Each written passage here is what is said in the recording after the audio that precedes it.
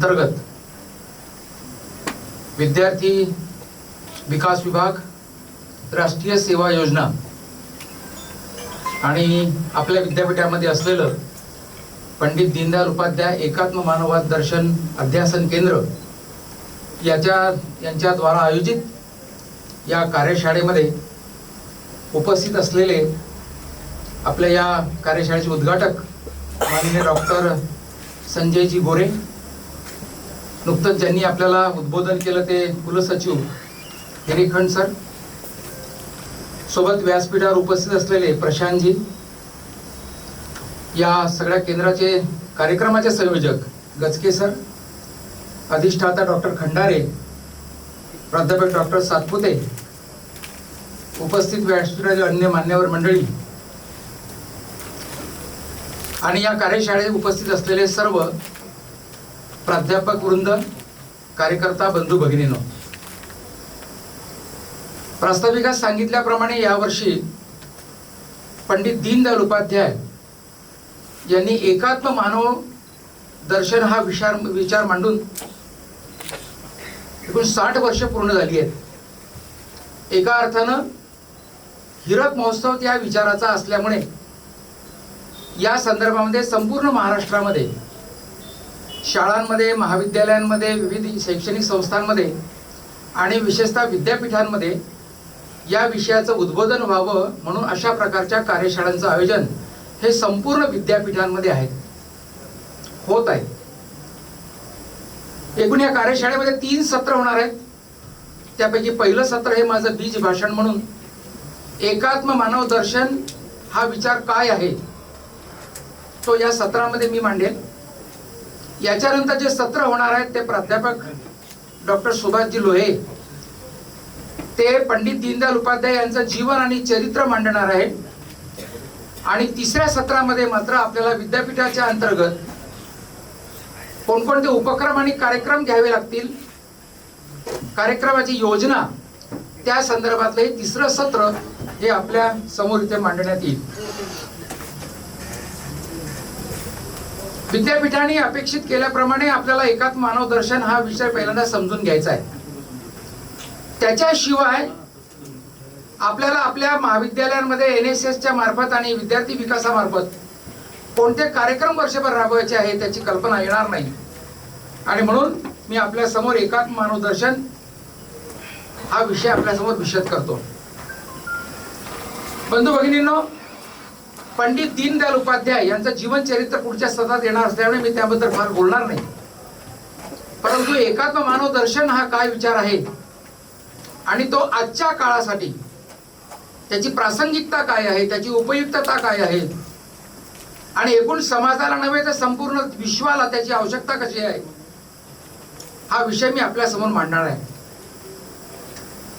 पंडित दीनदयाल उपाध्याय हे राष्ट्रीय स्वयंसेवक संघाचे प्रचारक होते. प्रचारक असताना त्यांच्याकडे आपल्या भारतामध्ये 1951 साली जो भारतीय जनसंघ नावाचा राजकीय पक्ष स्थापन झाला, त्या भारतीय जनसंघाचे ते पहिले महामंत्री होते आणि शेवटच्या वर्षामध्ये ते त्याचे अध्यक्ष पण होते. आणि जनसंघाचं काम करताना 1964 साली जनसंघाच्या ग्वालियर अधिवेशनामध्ये पहिल्यांदा एकात्म मानव दर्शन हा विषय दीनदयालजींनी विचारार्थ मांडला की आपल्या जनसंघाची जी मूलभूत संकल्पना काय असली पाहिजे, आपली कल्पना काय असली पाहिजे, आपण कोण्या उद्देशाने काम केलं पाहिजे हा विषय त्यांनी एकात्म मानव दर्शन म्हणून कार्यकर्त्यांसमोर मांडला. त्यानंतर 1965 साली जनसंघाच्या पुढच्या अधिवेशनामध्ये विजयवाड्याला हाच एकात्म मानव दर्शनवाद म्हणून सिद्धांत आणि नीती या रूपामध्ये जनसंघाने स्वीकारला. आपल्या राजकीय पक्षाची वाटचाल, कार्यपद्धती, ध्येय आणि उद्दिष्ट म्हणून. आणि पुढे त्याच्यानंतर 22, 23, 24, 25 एप्रिल 1965 रोजी मुंबईला पंडित दीनदयाल उपाध्याय यांची 4 जाहीर व्याख्यानं झाली. आणि ही 4 व्याख्यानं म्हणजे त्यांनी मांडलेला एकात्म मानव दर्शन, ती चारही व्याख्यानं आता प्रिंट स्वरूपामध्ये, पुस्तक स्वरूपामध्ये उपलब्ध आहेत. ही चारही व्याख्यानं त्यांनी काय मांडली, त्याचा सार म्हणजे हा एकात्म मानव दर्शन आहे. एकात्म मानव दर्शनाच्या संदर्भामध्ये दीनदयालजींनी एकूण माणसाच्या सुखाची कल्पना केली आहे. आम्ही जगतो कशासाठी, आम्ही नोकरी करतो, 4 पैसे कमवतो कशासाठी, तर आम्हाला सुख मिळावं, आमच्या कुटुंबाला सुख मिळावं,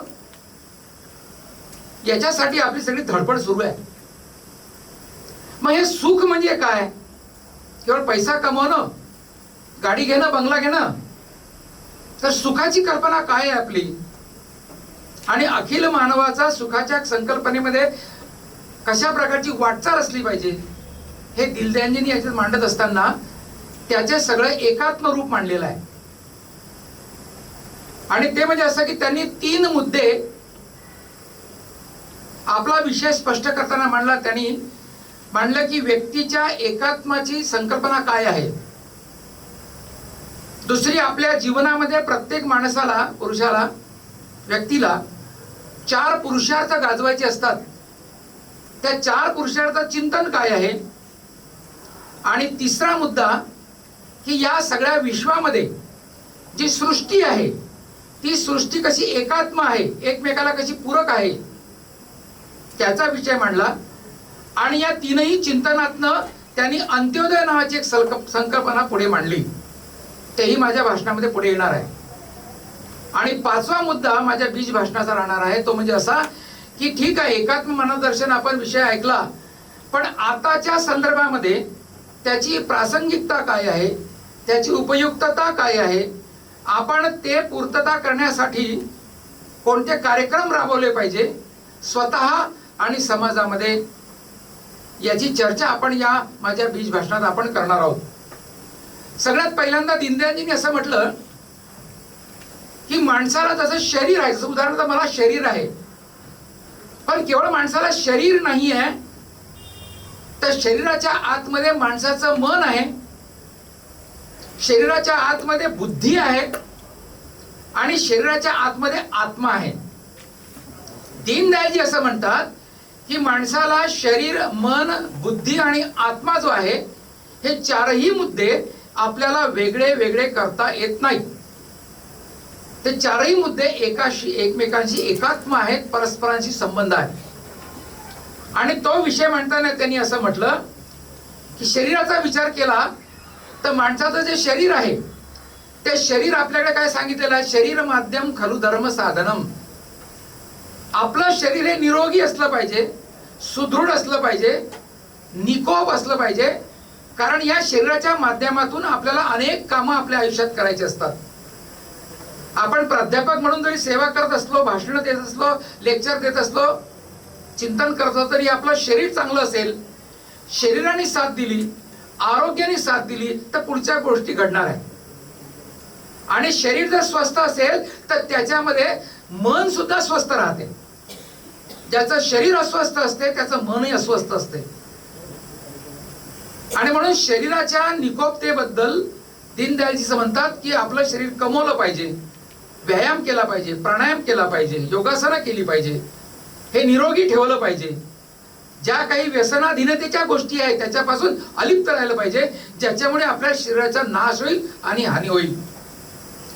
आणि जसं मी तुम्हाला सांगितलं की ज्याच्यामध्ये शरीरामध्ये मन असतं, दीनदयालजी असं म्हणतात की माणसाला मन असतं. आता मन तशा प्रकारचा विचार केला तर अबस्ट्रॅक्ट लेवलचा आहे. कारण कोणी असं म्हणू शकते मन आहे म्हणजे काय आहे, दाखवा मला कुठे आहे मन. पण माणसाला मन आहे, आणि मन हे सूक्ष्म असतं. मनाला संवेदना असतात, मनाला सुखदुःखाच्या जाणीवा असतात. कधी कधी आपण म्हणतो की अरे यार, मी त्याला बोलून तर बसलो, पण त्याचं मन दुखावलं असेल यार, त्याची एकदा माफी मागितली पाहिजे. माफ करा, मी तुम्हाला 4 चौघात बोललो, तुमचं मन दुखलं असेल, तुमची माफी मागतो. का करतो असं आपण? संवेदनशील मन असेल तर तसं करतो, नाही तर मग ठरवून लोकांची मन दुखावतो. त्याला ते एकदा पाहूनच घेतो म्हणते मी, आडव्या हातानं. तर सापडला पाहिजे फक्त मला एकदा. चार चौघात त्याची अशी उतरून ठेवतो की बस, तसं इथे अपेक्षित नाही आहे. त्यामुळे माणसाला दीनदयाळजी असं म्हणतात की शरीरापासून मन वेगळं करता येत नाही. काही लोक म्हणतात काय हो, शरीराला फक्त का 2 घास खायला भेटले, रोटी कपडा मकान भेटलं झालं, दुसरं पाहिजे काय माणसाले? नाही, माणसाचं मन सुद्धा तितकंच महत्वाचं आहे. याचं एक सोपं उदाहरण तुम्हाला मी देतो. समजा एखाद्या व्यक्तीला खूप भूक लागली, 5, 7, 8 दिवसापासून उपाशी आहे, त्याला खायला अन्नाचा कण मिळाला नाही, आणि असं करताना एकदा खूप भुकेला व्याकुळ झाला असताना एखाद्या व्यक्तीच्या घरी गेला आणि त्यांनी सांगितलं की मी 5-7 दिवसापासून उपाशी आहे, मी आता जगेन की मरेल मला माहित नाही, मला काहीतरी खायला द्या. आणि त्या माणसाला दया आली आणि म्हटलं की हो ठीक आहे, मी तुला पाहिजे ते पंचपक्वान्न खायला देतो, फक्त माझी एक अट आहे. तुझी मला की वाली आहे? माझी एक अट असं आहे की हे जे जेवण आहे मी तुला देणार खायला, हे मी माझ्या घरी देणार नाही, चौकात देईल, 4 चौकात लोक गोळा करेल आणि त्यांच्या समोर तुला खायला देईल. पण माझी एक अट राहील की जेव्हा मी तुला 1 घास देईल तेव्हा तुला 1 शिवी देईल, दुसरा घास देईल तेव्हा तुला लात मारेल, तिसरा घास देईल तेव्हा तुझ्या तोंडावर थुंकेल. चालेल का सांग? तुला सांगा बरं, काय करेल तो माणूस? 4 चौघामध्ये अशा प्रकारची काय सर? नंतर सर, प्लीज माझं भाषण होऊ द्या नंतर. तर 4 चौघामध्ये अशा प्रकारचा अपमान त्याचं मन हे कधीही सहन करणार नाही. तुम्ही आम्ही सुद्धा असं करणार का? पहा, म्हणून मनाच्या संवेदना ह्या महत्वाच्या आहेत. मी शाळेमध्ये शिक्षक आहे, माझा परिचय सांगितला. शाळेमध्ये एकदा मुख्याध्यापक असताना माझ्या खोलीमध्ये ऑफिसमध्ये 2 विद्यार्थ्यांची भांडणं आली. एक विद्यार्थी खूप रडत आला आणि तो त्या मुलाला घेऊन आला दुसऱ्या. त्याला म्हटलं का रडतोय रे? सर यांनी मला खूप घाण शिवी दिली म्हणे. म्हटलं शिवी घाणच असते, त्यात काय वेगळं? तुम्ही काय नवीन पहिल्यांदा शिवी दिली का त्यांनी, आणि तू पण पहिल्यांदा ऐकली का? तो आणखीन रडायला लागला. म्हटलं का रडतो का तू? नाही सर, मला खूप घाण शिवी दिली आणि माझ्या आईवरून शिवी दिली म्हणून मला जास्त लागलं. आता खरं म्हणजे त्यांनी शिवी त्या शरीराला दिली, मग आईवरून शिवी दिलेली आपण तरी सहन करतो का? याचा अर्थ मला म्हणणं आहे. आणि हे मन शरीरापासून वेगळं करता येत नाही. पांडुरंगाच्या दर्शनाला वारकरी पंढरपूरला जातात, पांडुरंगाचं दर्शन घेतात आणि त्यांचं मन सुखावते. दूर सीमेवर एखादा सैनिक असतो, खूप दिवसांनी घरचं पत्र आलं की त्याचं मन सुखावते. तर अशा प्रकारचं सुख शरीरापासून वेगळं करता येत नाही, ते आपल्या शरीरामध्ये एकात्म झालं असतं. दीनदयाळजी म्हणतात की माणसाला बुद्धी पण आहे. आता बुद्धीचा विचार जर केला तर माणसाला बुद्धीचं फार मोठं वरदान आहे, आणि या बुद्धीच्या वरदानाचा उपयोग माणूस हा चांगल्या प्रकारे करतोय. जे नवे नवीन शोध लागतात, नाविन्यपूर्ण काही गोष्टी उदयाला येतात, माणसाच्या हातून एखादं चांगलं सृजनशील कार्य घडते, आणि जेव्हा अशा प्रकारचं कार्य घडते तेव्हा त्या माणसाला सुख वाटते, आनंद वाटतो. जेव्हा एखादं निस्वार्थी भावनेनं केलेलं काम जर आपण केलं तर आपलं मन सुखावते. बा माझ्या हातून एक चांगलं काम घडलं, एखाद्याला काहीतरी आर्थिक मदत झाली, शारीरिक मदत झाली, तर आपलं मन, आपली बुद्धीची सांगते की नाही मी केलेलं काम हे चांगलं आहे. त्यामुळे अशा प्रकारची बुद्धी याचा उपयोग माणूस करून हे चांगलं रचनात्मक काम उभं करते. ही बुद्धी सुद्धा माणसाची त्याच्या शरीरापासून वेगळी नाही करता येत, ती सुद्धा एकात्मा आहे. त्यानंतर आत्मा सांगितलेला आहे. आता तसा विचार केला तर आत्मा म्हटल्यानंतर कोणाकडे आत्मा पाहिला का, कोणा कुठे केला, काय केला? पण आपण असं म्हणतो की माणसाच्या शरीर, आपले जे चिंतन आहे मूलभूत भारतीय चिंतन, त्याच्यात सांगितलंय की शरीराचा जेव्हा तो मृत्यू पावतो तेव्हा त्या शरीराच्या आपण काय म्हणतो बॉडी आहे, बॉडी आणा, बॉडी आणली, बॉडीचं दर्शन घ्या, त्यातला आत्मा निघून गेला असतो. म्हणून कोणत्याही कामात आमचं त्याच्यात आत्मा राहिला नाही आजकाल म्हणते. हे समजून घेण्याच्या गोष्टी आहेत ह्या. आणि म्हणून आपल्यामधला जो आत्मा आहे त्या निस्वार्थी एखादं काम केलं तर त्याची जी सुखाची कल्पना आहे त्याच्यामुळे आपला आत्मा सुखावतो. आणि हे आत्मिक सुख म्हणजे काय, तर मैं नाही तूही, म्हणजे वयम कडून अहम कडून वयम कडे, माझ्याकडून तुमच्याकडे. जेव्हा एखादा प्राध्यापक विद्यार्थी घडवतो तेव्हा त्याचं सगळं जे काही नॉलेज असेल, त्याचं कौशल्य असेल, शैक्षणिक जे काही स्किल असेल तो त्या विद्यार्थ्याला देतो आणि त्या विद्यार्थ्याचा पुढे त्याचा विकास होतो, आपल्यापेक्षा मोठा होतो. याला आत्मिक सुख म्हणतो आपण, की माझा विद्यार्थी आज कलेक्टर आहे, माझा विद्यार्थी आज सायंटिस्ट आहे. हे जे सुख आहे याला आत्म्याचं सुख असं म्हणतात. आणि हे आपण आपल्यापासून दुखावू शकत नाही. म्हणून दीनदयाळजी असं म्हणतात की माणसाचं शरीर, मन, बुद्धी आणि आत्मा हे वेगळे नाही, याचा स्वतंत्र विचार करता येत नाही, तर त्याचा एकात्म विचार केला पाहिजे. आणि याच्यात त्यांनी म्हटलं आहे की माणसाचं व्यक्तीचं एकात्म दर्शन. पुढे दीनदयाळजी असं म्हणतात की माणसाला आपल्या आयुष्यामध्ये 4 पुरुषार्थ गाजवायचे असतात. त्या 4ही पुरुषार्थ म्हणजे कोणते, धर्म, अर्थ, काम आणि मोक्ष. हे 4 पुरुषार्थ आपल्या चिंतनात सांगितलेले आहेत. दीनदयाळजींनी असं म्हटलं की हे 4 पुरुषार्थ जेव्हा माणूस व्यवहारात आणतो तेव्हा त्याचा स्वतंत्र विचार करता येत नाही आपल्याला, ते पण एकात्म आहेत. जसं धर्म, आता धर्म म्हटल्यानंतर अनेक लोकांच्या मनामध्ये धर्म म्हणजे पूजा अर्चा, देवळात मंदिरात, याला धर्म म्हणत नाही. काय झालं की इंग्लिश डिक्शनरीमध्ये धर्माचं जे काही भाषांतर झालेलं त्याला रिलिजन केल्यामुळे झालंय. रिलिजन ही गोष्ट वेगळी आहे, धर्म वेगळा वेगळा आहे. आपण कधी कधी म्हणतो आपाद धर्म, शेजार धर्म. जो धारणा करतो तो धर्म. विंचवाला जर तुम्ही हात लावला त्याला नांगी डंख मारणं त्याचा धर्म आहे. कर्तव्य म्हणजे धर्म. जो कोणी माणूस कर्तव्य करतो त्याला धर्म असं म्हणतात. धर्म हा शब्द अनेक ठिकाणी आपल्या व्यवहारात वापरला गेलाय, त्याचा या ठिकाणी उल्लेख मी करत नाही. पण धर्म याचा अर्थ पूजा, राम, कृष्ण, गोविंद, सत्यनारायण, अमुक ढमुक, तो म्हणजे धर्म नाही. धर्म म्हणजे नैतिकता. धर्म म्हणजे चांगलं वागणं, चांगला विचार करणं. आणि धर्मामध्ये कुठलाही, ज्याला आपण म्हणतो की धारणा करतो तो धर्म. आणि धर्मामध्ये जे काही नियम असतात, म्हणजे आपल्या वागण्या बोलण्याचे नियम असतात, काही व्यवस्था असते, काही आचारसंहिता असते, काही मूलभूत सिद्धांत असतात, या सगळ्यांचा समावेश हा धर्मामध्ये होतो. धर्म म्हणजे उपासना पद्धती नाही. धर्म म्हणजे कर्तव्य आहे आणि नीतिमूल्यांनी वागणं आहे. म्हणून दीनदयाळजी असं म्हणतात, माणसाने नैतिकता, सद्विवेक बुद्धी, सारासार विचार करण्याची शक्ती, नीतिमूल्याने वागणं, नैतिकतेनं वागणं, व्यवहार करणं, याला पंडितजी धर्म म्हणतात. रिलिजनची गडबड झाली त्याची, रिलिजन म्हटल्यानंतर मग हा धर्म, तो धर्म, तो धर्म, धर्मातली भांडणं, अमुक ढमुक टमुक नाही. तो विशेष चिंतनाचा वेगळा आहे.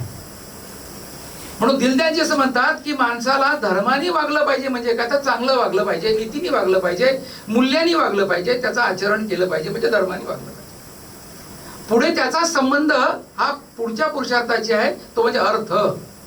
अर्थ म्हणजे पैसा. आता अर्थ हे जे काही मूल्य आहे, ह्या जो पुरुषार्थ आहे, त्याचा संबंध कराव्या लागणाऱ्या उद्योगाशी आणि परिश्रमशीलतेशी आहे. माणसाला जर जगायचं असेल, त्याचा कुटुंबाचा उदरनिर्वाह करायचा असेल, तर त्याला 4 पैसे कमवावे लागतील. ते आपल्याकडे पुरुषार्थात सांगितलेलं आहे. आणि अर्थ, जसं धर्म हा मूलभूत पुरुषार्थ आहे, तसा अर्थ हा साधन पुरुषार्थ आहे. म्हणजे इथे सुद्धा आता इथे आपल्या कार्यक्रमासाठी काही फ्लॅक्स लावला असेल, कॅमेरा आणला असेल, याला काहीतरी साधन लागते की नाही? 4 पैसे लागतील ना याला. कुठल्याही कार्यक्रमाला 4 पैसे लागतील. हे साधन अशा प्रकारचं एकूण पुरुषार्थ आहे. आणि पैसा मिळवण्याचे अनेक मार्ग आहेत. आता अर्थच कमवायचा म्हटल्यानंतर काय मग? पैसा कमवण्याचा वाम मार्ग पण आहे, चांगले मार्ग पण आहे. त्याला अलीकडच्या भाषेमध्ये 2 नंबर वगैरे असं काहीतरी म्हणतात, लाच वगैरे काहीतरी म्हणतात, चोरी लवाडी वगैरे काहीतरी म्हणतात. सायबर क्राईमच्या भाषेमध्ये आपल्याला काहीतरी फोन करून त्याचा OTP विचारून 4 पैसे आपल्या अकाउंटमधनं काढणं वगैरे असं म्हणतात, डाके वगैरे टाकतात लोक. हा जो पैसा कमवलेला आहे, हा पैसा अशा प्रकारचा कमवणं हा आपल्याला अपेक्षित नाही, तर धर्माच्या आधारे नैतिकतेचं पालन करून कमवलेला अर्थ हा अपेक्षित आहे. पंडितजी, धर्माचा संबंध हा अर्थाशी असा लावतात की धर्माच्या आधारे, याचा अर्थ नैतिकतेच्या आधारे प्रामाणिकपणे जे काही परिश्रम करून सेवा करून कमवलेला अर्थ हा महत्वाचा आहे. अनैतिकतेने 2 नंबरनी कमवलेला याला अर्थ म्हणत नाही. पुढे दीनदयालजी असं म्हणतात की या अर्थाचं माणसाच्या आयुष्यामध्ये संतुलन असलं पाहिजे. अर्थाचा अभावही नको आणि अतिप्रभाव पण नको. माणसाला काय, आपल्याकडे आपली जी संस्कृती आहे त्या संस्कृतीमध्ये दारिद्र्य सांगितलेच नाही आहे, म्हणजे वैचारिक दारिद्र्य सांगितलं नाही आणि व्यवहारातलं दारिद्र्य सांगितलं नाही. आपल्याकडे ऐश्वर्य सांगितलेलं आहे की ऐश्वर्याने राहिलं पाहिजे, आपलं घर नीटनेटकं असलं पाहिजे, आपले कपडे नीटनेटके असले पाहिजे, आपल्या मुलाबाळांची सगळी व्यवस्था शिक्षणाची नीटनेटकी झाली पाहिजे. त्यामुळे आपल्याकडे ऐश्वर्य सांगितलेलं आहे, दारिद्र्य सांगितलीच नाही आहे. पण हे सगळं करत असताना आम्हाला पुन्हा त्या धर्माशी संबंध तिथे येतो. आणि पुढे मग हे अर्थ अर्जन करताना जीवघेणी स्पर्धा नको, कारण जीवघेणी स्पर्धा आली याचा अर्थ पुन्हा अधर्म, अशा प्रकारचं पालन त्याचं होईल. अशा प्रकारे मिळवलेला पैसा, याच्या आधारे दीनदयालजी सांगतात काम हा पुरुषार्थ आहे. काम याचा अर्थ आमचं जीवन जे आहे ते आम्हाला, आमचे जे काही आवडी आहे, निवडी आहे, छंद आहे, तर ते सगळे आम्हाला जगण्याचा करण्याचा अधिकार आहे. आम्हाला जे काही शरीराचे लाड लागतात ते सगळे करायचे आहेत, ते केले पाहिजे. चांगले कपडे घातले पाहिजे, ब्रँडेड कपडे घातले पाहिजे. दर 2-4 वर्षांनी वाटल्यास तुम्ही गाड्या बदलावा, काही हरकत नाही. पण हे सगळं करताना हा जो आपल्याला लौकिक अर्थाने हे जे एन्जॉय करायचं आहे, याला पुन्हा पैसा कोणता पाहिजे? धर्माच्या आधारे कमवलेला. आणि म्हणून काम म्हणजे याचा अर्थ की आम्हाला समजा कोणाला छंद आहे, गायनाचा छंद आहे, कलेचा छंद आहे, कोणी खेळ आहे, कोणाला चांगले परफ्यूम आवडतात, कोणी केसाला डाय करतं, ह्या सगळ्या गोष्टी आपल्याकडे सांगितलेल्या आहेत. पण हे सांगत असताना पुन्हा एकदा धर्माच्या विरोधात जाऊन 4 पैसे कमवले त्याच्यावर मी एन्जॉय करतो, त्याच्यावर मी गाड्या घेतो, त्याच्यावर बंगले बांधतो, या गावात फ्लॅट, त्या गावात फ्लॅट, इकडे तिकडे लेआउट, तिकडे लेआउट, इकडे 50 प्लॉट, तिकडे 100 प्लॉट, हे धर्माच्या आधाराने कमवलं असेल तर हे सगळं चाललं आमच्यापेक्षा आहे. म्हणून दीनदयालजी असं म्हणतात की काम या पुरुषाकडे गांभीर्याने जर लक्ष दिलं नाही तर धर्माची हानी होते. आणि पुढे त्यांनी सांगितलं मोक्ष. आता मोक्ष शब्दावर काही लोक आक्षेप देतात, मोक्ष म्हणजे काय, मोक्ष कोण पाहिला, स्वर्ग कोण पाहिला, नरक कोण पाहिला वगैरे असं असू शकते, एखाद्याची वैचारिक बैठक असू शकते. पण इथे मोक्षाची कल्पना वेगळी आहे. दीनदयालजी असं म्हणतात की मोक्ष हे मानवी जीवन सर्वार्थानं कृतज्ञ होण्यासाठी जे ध्येय आपण निश्चित करतो ते पूर्ण करणं. आमचं जीवन आहे, सर्वार्थानं काहीतरी साध्य झालं पाहिजे की नाही, सार्थक झालं पाहिजे की नाही. म्हणून आपलं जीवन सार्थकी होणं म्हणजे मोक्षापर्यंत जाणं आहे. नाही तर इंग्लिश मधली एक कविता आहे, सोलोमन ग्रँडी बर्नार्ड मंडे, काय नाही, तो बस सोमवारी जन्माला, रविवारला त्याला बुडवलं, आयुष्यात काय केलं, काही नाही. आणि म्हणून मोक्षापर्यंत जाणं याचा अर्थ ते काही आपण म्हणतो ऍबस्ट्रॅक्ट लेवलला धार्मिक ग्रंथात सांगितलं तो मोक्ष इथे अपेक्षित नाही आहे. आणि मोक्ष हे पंडितजींनी सांगितलं सर्वोच्च अशा प्रकारचं आपलं उद्दिष्ट असलं पाहिजे. मला माझ्या आयुष्यामध्ये जो धर्माने कमवलेला पैसा आहे त्याच्या आधारे 4 ठिकाणी सेवा कार्य मी करू शकलो पाहिजे, गोरगरिबांची मदत करू शकलो पाहिजे, योग्य त्या ठिकाणी लोकांच्या कामात पडलं पाहिजे. नाही तर गडगंज संपत्ती आहे आणि समोरचा माणूस तडफडून मरतोय, मला काय त्याचं, माझे पैसा PFD माझे सुरक्षित आहे. म्हणून सेवा कार्य काही देणगी असेल, चांगल्या कामामध्ये योगदान असेल, अन्नदान असेल, अशा कामी पडणं म्हणजे याचा अर्थ मोक्ष. आणि मोक्ष याचा अर्थ सर्व संबंधातून मुक्ती.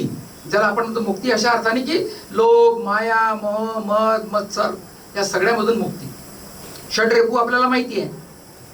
त्या षड्रिपासून मुक्ती मिळणं म्हणजे सुद्धा मोक्ष आहे. आणि हे आपल्याकडे सांगितलेलं आहे. म्हणून काही काही लोक असं म्हणतात की बाबा मोक्ष म्हणजे काय, तर मोक्ष म्हणजे समाधान. नाही तर सगळे आयुष्य लोक राग राग जगतात, पैसा कमवतात, समाधानच नाही, समाधानच नाही, अजूनही मिळू दे म्हणजे. थोडक्यात मोक्ष म्हणजे समाधान. हे समाधान सुद्धा एक प्रकारचा पुरुषार्थ सांगितलेला दीनदयालजींनी. आणि म्हणून या चारही पुरुषार्थाचं एकमेकाशी परस्पर संबंध आहेत आणि त्याचं आपल्याकडे एकात्म चिंतन सांगितलेलं आहे. म्हणून दीनदयालजी असं म्हणतात पुढे की धर्माचं पालन करीत कमवलेल्या धनाच्या आधारे संतुलित भोगविलास भोगून मोक्ष प्राप्ती मिळते. अशा प्रकारचे हे चतुर्विध पुरुषार्थ आहेत आणि ते आपल्याला गाजवायचे आहेत. त्या आधारे आपण विचार केला पाहिजे आपला माणसाच्या सुखाच्या कल्पनेचा. पैसा आहे, गाडी आहे, बंगला आहे, वेगळी मुलासाठी वेगळी रूम आहे, ते असलंच पाहिजे. पण त्याच्याही पलीकडे आम्हाला समाधान आहे का त्याचा? आज समाधान म्हणजे मोक्ष आहे. त्याचा वेगळा अर्थ कोणी घेऊ नये. तिसरा मुद्दा सांगितला दीनदयालजींनी एकात्म मानव दर्शनामध्ये, ती म्हणजे एकात्म विश्वसृष्टी. आपण सगळेजण जे आहोत, मानव हा सृष्टीचा एक घटक आहे. पर्यावरणाची व्याख्या केली जाते. मानवाच्या सभोवतालचं वातावरण म्हणजे पर्यावरण, म्हणजे सृष्टी. दीनदयालजी असं म्हणतात की या सृष्टीमध्ये सुद्धा एकात्म भाव आहे. आणि तो एकात्म भाव असा आहे की ते समाजशास्त्राचे प्राध्यापक असतील, ते शिकवतात की व्यक्ती मिळून समाज बनतो. मनुष्य हा समाजशील प्राणी आहे. त्याला समूहाने एकत्रित राहणं आवडतं. अनेक कामं तो समूहाने करतो. आदी मानव सुद्धा समूहाने शिकार करायचा. आपण कॉलनीत राहतो म्हणजे काय, अपार्टमेंट मध्ये राहतो म्हणजे काय, गावात राहतो म्हणजे काय, एकत्रित राहतो. एकटा माणूस काय कुठे एखादा हिमालयात जाऊन राहत नाही. म्हणून माणूस हा समाजाचा घटक आहे. आणि दुसरी गोष्ट दीनदयालजी सांगतात की पाश्चात्य विचारसरणीमध्ये समाजाचा शेवटचा घटक हा व्यक्ती मानलेला आहे. Person is the last unit of the society. पण आपल्या मूळ भारतीय चिंतनामध्ये समाजाचा शेवटचा घटक कुटुंब मानलाय. Our family is the last unit of the society. म्हणून जगामध्ये आपली भारतीय संस्कृती अजूनही टिकून आहे. आपला देश अजूनही टिकून आहे. आपला देश अजूनही नासा सारख्या सायंटिस्ट याच्यामध्ये 60-70% भारतीय आहेत. मल्टीनॅशनल कंपनीज IT मध्ये 70% भारतीय आहेत. याला कारण आमची कुटुंब व्यवस्था आहे. ते पुढे मी एलाबोरेट करतो. म्हणून दीनदयालजी असं म्हणतात की प्रत्येक व्यक्ती जो आहे तो आपल्या कुटुंबातल्या सदस्यांची काळजी घेतो. आपल्या घरी जर कोणी आजारी असेल, आई, वडील, बहीण, भाऊ, मुलगा, तर त्याची आपण काळजी घेतो. त्याला खाण्यासाठी फळं आणले तर त्याच्यासाठी देतो, आपण त्याच्यात ताव मारत नाही. तो त्याची नाती जपतो. त्यामुळे तो कुटुंबाचा घटक आहे. आणि कुटुंबाच्या नात्यामध्ये पावित्र्य आहे. भाऊ आहे, बहीण आहेत, आई वडील आहेत. ही सगळी कुटुंबातली नाती जी आहेत ना, ही नाती त्याचं उत्तरदायित्व, त्याचं कर्तव्य, त्याचं पावित्र्य हे आम्ही राखतो. आई वडील किती म्हातारे झाले त्याची काळजी घेतो. माझी आई आजही जवळपास 85-86 वर्षाची असेल. आता मी एवढा मोठा झालो, रिटायर्ड झालो, तरी माझी आई म्हणते उशिरा आला, जेवला काय? का रे भाऊ, जेवला का पहिले? आता त्या म्हातारीला काय गरज आहे खरं? म्हणजे एवढा मोठा पोरगा झाला, रिटायर्डही झाला, माझं वय 66 वर्ष आहे, तरी माझी आई का रे जेवला की नाही, बाहेर चालला काय, जेवलं का, काही खाल्लं का, काही पाणी तरी पिऊन जा. का काळजी करते ती? आमची कुटुंब व्यवस्था आहे. तिला तरी आम्ही काही झालं की दवाखान्यात का घेऊन जातो? आमची कुटुंब व्यवस्था. पाश्चात्य विचारसरणीमध्ये माणसाचा 16 वर्षाचा मुलगा झाला की तो 100% स्वतंत्र होतो. आई वडिलांवरती कुटुंबात राहत नाही, कंपल्सरी नाही. 4थी 5वीतला मुलगा जर त्याच्या आईनी वडिलांनी त्याला मारलं तर तो पोलीस स्टेशन मध्ये तक्रार करतो, माझ्या आईनी मला आज मारलं. आईनी. आमची माय तर किती वेळा थोबाडलं असेल, आमचा बाप किती वेळा चुलीतलं जळतं लाकूड घेऊन मागे धावला असेल आमच्या. तिथे ते नाही आहे, इथे आहे ते. आणि म्हणून आपली संस्कृती टिकून आहे. आणि या सगळ्याच्या मध्ये म्हणून आम्ही काय करतो आमच्या कुटुंबामध्ये, तर आमचे जे सण आहे हे विचार करणारी गोष्ट आहे, असं नाही आहे उगीच. आमचे सण भाऊबीज आहे, रक्षाबंधन आहे, मंगळागौर आहे, धोंड्याचा महिना आहे, ज्याला जवळचा मान म्हणतात. इकडे आहे की नाही मला माहित नाही गडचिरोली जिल्ह्यात, पण बाकी महाराष्ट्रात धोंड्याच्या महिन्यामध्ये जवळचं मानपान असते. मंगळागौर आहे, सुनबाई जर गर्भवती राहिली तिचा पाळणा आहे, त्याचा कार्यक्रम आहे. आमच्या घरातल्या लोकांचे वाढदिवस साजरे करतो. अलीकडे थोडा जास्तच वेगळ्या पद्धतीने होऊन राहिले. आमच्या घरामध्ये एखाद्याचं वय 81 वर्ष झालं तर त्याचा सहस्त्र चंद्र दर्शन सोहळा करतो. असते म्हाताराच बसलेला का कोपऱ्यात, पण आम्ही त्याचं सहस्त्र चंद्र दर्शनाचा कार्यक्रम करतो. व्रतबंधासारखे कार्यक्रम असतात, नामकरण सोहळा असतो.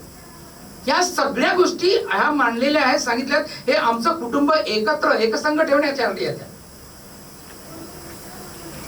अजूनही माझी बहीण भाऊबीजीला फोन करते, जाणं होत नाही आता, पण भाऊ रक्षाबंधना शुभेच्छा, मी तिला फोन करतो. अजूनही अनेक भाऊ बहिणीकडे जातात, याही वयात जातात आपल्या वयामध्ये. तो भाव आहे अजूनही. तर ह्या सगळ्या गोष्टी ज्या आहेत, या गोष्टी आपल्या कुटुंबाला, व्यक्तीला एकत्र बांधून ठेवतात. दीनदयालजी या व्यक्ती आणि कुटुंबाच्या या संबंधाला त्यांनी नाव दिलं आहे व्यष्टी. व्यष्टी हे नाव दिलं त्यांनी, की हे जे व्यष्टी जे आहे हे माणसाला आपल्या कुटुंबाशी एक संबंध ठेवते.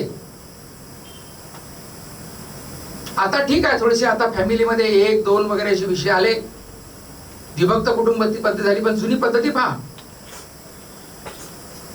9 लेकरं 10 लेकरं ही कॉमन गोष्ट होती. 5-6 भावांचं खटलं एकत्र राहत होतं.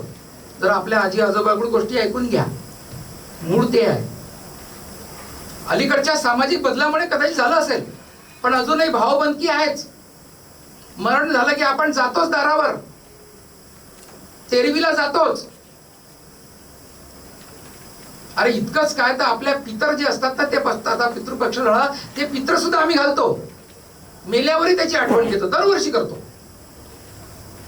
हा भाव एकात्मतेचा आहे आणि याला दीनदयालजी नाव दिलं व्यष्टी.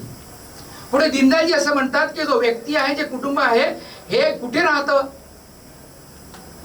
तर हे समाजामध्ये राहतं. मग समाज म्हणजे काय, तर आपला गल्ली आहे, गल्लीमध्ये कुटुंब राहते. मोहल्ला आहे, चौक आहे, अपार्टमेंट आहे. हे कुटुंब, ही व्यक्ती त्या समाजात राहतो. आणि या सगळ्या मिळून म्हणजे व्यक्ती, कुटुंब, समाज, गाव, तालुका, जिल्हा, राज्य आणि राष्ट्र, या सगळ्या मिळून जी गोष्ट सांगितलेली आहे त्याच्यापासून समाज बनतो, आम्ही असं म्हणतो. आणि हा सगळा समाज यांचा भाव एकात्म कसा आहे याची 1-2 उदाहरणं मी सांगतो, म्हणजे लक्षात येईल आपल्या. गावामध्ये जर समजा एखाद्या घराला आग लागली, काय करतो आपण? गरिबाची झोपडी आहे, आग लागली, काय करतो आपण? गावातली सगळी लोक जे काही हाती मिळेल, बादली मिळेल, पाणी मिळेल, माती मिळेल, रेती मिळेल, ते घर विझवण्यासाठी तो प्रयत्न करतो.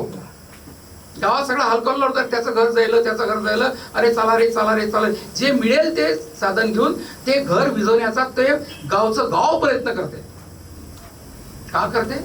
याचा अर्थ ते सगळे कुटुंबातील माणसं त्या गावाशी, त्या समाजाशी एकात्म पावलेले आहेत. कधी कधी आपणही पाहतो की रस्त्याने एखादा अपघात झाला, मोटरसायकलून एखादं काहीतरी, आता पती पत्नी चालले का दोघं तिघं चालले, तर संवेदनशील मन असलेला माणूस थांबतो, गाडी थांबवतो, त्याला मदत करतो, दवाखान्यात घेऊन जातो, पोलिसांना सांगतो. याचा अर्थ आम्ही त्या समाजाशी एकात्म. कोण असते हो तो रस्त्यात पडलेला माणूस? कोण असतो? काय आपला नातेवाईक असतो? ज्याचं घर जळते तो तर माझ्या गल्लीतलाही राहत नाही, माझा नातेवाईकही राहत नाही, तरी आम्ही त्याचं घर विझवतो, कारण आम्ही त्याच्याशी, या समाजाशी एकात्म आहे. अनेक लोक रक्तदान करतात, त्याला माहित आहे हे रक्तदान मी करतोय, हे रक्त कोण्यातरी एखाद्याच गरजू माणसाला दिलं जाणार आहे, म्हणून रक्तदान आपण करतो. खरं म्हणजे हे रक्त देण्याची काय गरज आहे त्याला? तो तर काय श्रीमंत आहे, आपल्या मस्तीत आहे तो, पण त्याला समाजाशी काहीतरी देणं घेणं आहे, बांधिलकी आहे. याचं आणखीन एक उदाहरण सांगतो तुम्हाला. कोरोनाच्या काळामध्ये जी महामारी आम्ही अनुभवली, अद्भुत अशा प्रकारची महामारी होती, त्या महामारीमध्ये एकही माणूस उपाशी मेला नाही असेल तर एखादा अपवाद. लोकांनी ज्यांचे व्यवसाय बंद पडले, ऑटोवाल्यांचे व्यवसाय बंद पडले, सलूनवाल्यांचे व्यवसाय बंद पडले, भाजीवाल्याचे व्यवसाय बंद पडले, छोटे मोठे दुकानदारांचे व्यवसाय बंद पडले, कारण कर्फ्यू होता, त्यांच्या घरी सुद्धा आपणच अन्न पोहोचवलेलं आहे, धान्य पोहोचवलं आहे, पैसे पोहोचवले आहे, सगळ्या प्रकारची काळजी घेतलेली आहे. लोकांनी आपला जीव धोक्यात घालून कोरोनाच्या काळामध्ये पोलिसांच्या, प्रशासनाच्या परवानगीनं लोकांच्या घरी धान्य, अन्न पोहोचवलेलं आहे. जी प्रेताची प्रेत खच पडत होता, नातेवाईक तर अलाउडच नव्हता. मग एकेका दिवशी 10-10, 15-15 जी प्रेत आहे, त्या प्रेताला अग्नी देण्याचा, 10 संस्कार करण्याचं काम केलं कोणी? नातेवाईक नव्हता, नातेवाईक नव्हता. जे कोणी संवेदनशील मनाची माणसं असतील ते सरकारी नोकर पण नव्हते, लक्षात घ्या. तुमच्या आमच्यासारखे सामाजिक संवेदना असलेले आणि माझा समाजाशी एकात्म भाव आहे, या भावनेतनं त्या लोकांनी कोरोनाच्या काळात सगळ्या प्रकारची मदत केली, स्वतःचा जीव धोक्यात घालून. हा भाव कुठून आला? त्यात कोणाचे काही फोटोही नाही आले, कोणाला पुरस्कारही नाही मिळाले, फार काही नाही. कौतुक केलं असेल एखाद्या गावातल्या लोकांनी. त्यात हिंदू, मुस्लिम, बिस्लिम काही विषय नव्हता. अनेक हिंदूंचे 10 संस्कार मुस्लिमांनी केले, याची सुद्धा आपण उदाहरणं पाहतो. हा भाव जो आहे, हा भाव आम्हाला समाजाशी एकत्र करून ठेवत असतो. त्याच्यानंतर आमचं राष्ट्र आहे. आज आपण पाहतो की राष्ट्राच्या प्रती आमचा जो भाव आहे, हा भाव पवित्र असला पाहिजे. आपण सगळे म्हणतो की एकेकाळी भारत हा विश्वगुरुपदी होता, भारतात सोन्याचा धूर निघत होता, भारतात दुधा दह्याच्या नद्या वाहत होत्या. ते पुन्हा परमवैभव आम्हाला आणावं लागेल. म्हणजे याचा अर्थ आम्हाला आमच्या राष्ट्राची सुद्धा चिंता करावी लागेल. राष्ट्रहित सर्वोपरी हा विचार आम्हाला आणावा लागेल, कारण राष्ट्र हा समाजाचा घटक आहे. राष्ट्र याचा अर्थ मी कंट्री असं म्हणतो, देश, नेशन. आणि अनेक जगामध्ये असा विचार केला आपण, अनेक राष्ट्र, अनेक संस्कृती उदयाला आल्या आणि लयाला पण गेल्या. इतिहासात पाहतो आपण, खंडर शिल्लक असतील फक्त आता. आपली संस्कृती जी आहे, भारतीय संस्कृती, ही इतक्या वर्षानंतरही आजही टिकून आहे. याचं कारण की आम्ही समाजाशी एकात्म भाव निर्माण करतो. आणि म्हणून अलीकडे पंतप्रधानांनी जे सांगितलं, स्वदेशीचा नारा, आत्मनिर्भर भारत, टॅरिफ किती लागो, 50% लागो का 75% लागो, आमचा देश, आमचं राष्ट्र, आमच्या देशात निर्माण झालेल्या वस्तू, व्होकल फॉर लोकल, स्टार्टअप, या सगळ्या गोष्टी आम्हाला आमचं राष्ट्र समृद्ध करण्यासाठी, कारण आम्ही राष्ट्राशी एकात्म आहोत, हा भाव निर्माण करण्याचं काम हे आपण का करतो?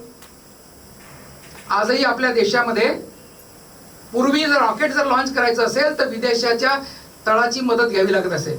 आज आपल्या भारतावरून विदेशाचे उपग्रह, आपले तर जातातच, मंगळावरचं यान जे आहे ते संपूर्ण स्वदेशी बनावटीचं होतं.